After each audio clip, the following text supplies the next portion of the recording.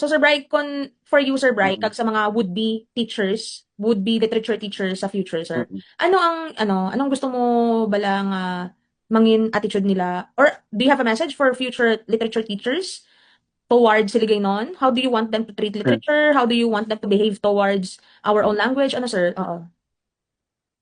Mm. Siguro i-repeat ko kita nga sa una ni Doc Leo sa ako no, sa una. Kung gusto mo maging part sang kalibutan or sang world of literature, then you have to read, no? You have to read. It's very important to be a wide reader. Expose yourself to different kinds of literature. Mapa-English man na siya, mapahiligaynon man siya, or whatever else you can read in, whatever else language makabasa ka.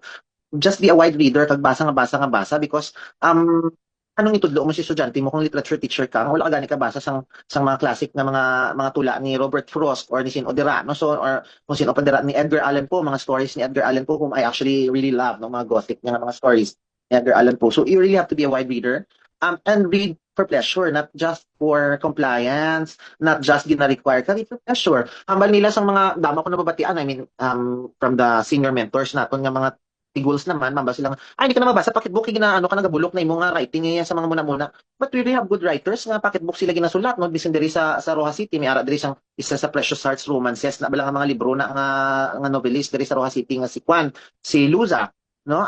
Isa na siya sa mga local writers diri sa Roja City, and it doesn't mean nga kung mga muna siya, mga paplet or commercial literature, hindi siya manami. The point is just read. No? Whatever you want to read, basaha. Hindi, kikabudlay bala misbi magbasa sa isang bagay nga hindi mo interesado. No? So find something that you're interested in and read. Basahon mo ang mga parties na. Kung gusto mo si Harry Potter, edi fine. Kung gusto mo si Rick Riordan, fine. Si Rick Riordan basa. Don't listen to other people who keep on saying, ay, hindi na pagbasa ka, magabundol ka na sa literature, kaya hindi na sa sangtuod na literature. So what, di ba? Importante is nagabasa ka mo. So ang akon siguro nga message para sa aton nga mga future potential teachers, when you're teaching literature, always remember the first three words, three letters sa literature na word, no? L-I-T. Lit. You have to be lit. Dapat kasiga, kaya dapat kasiga ang imong mind. And how do you do that? How do you light up your mind? You light up your mind with wondrous worlds that you find from books. You light up your mind from the heavy and the happy and the sad emotions that you get from poetry. So mga muna, we really have to expose ourselves to different kinds of poetry before we even think of teaching literature to young children.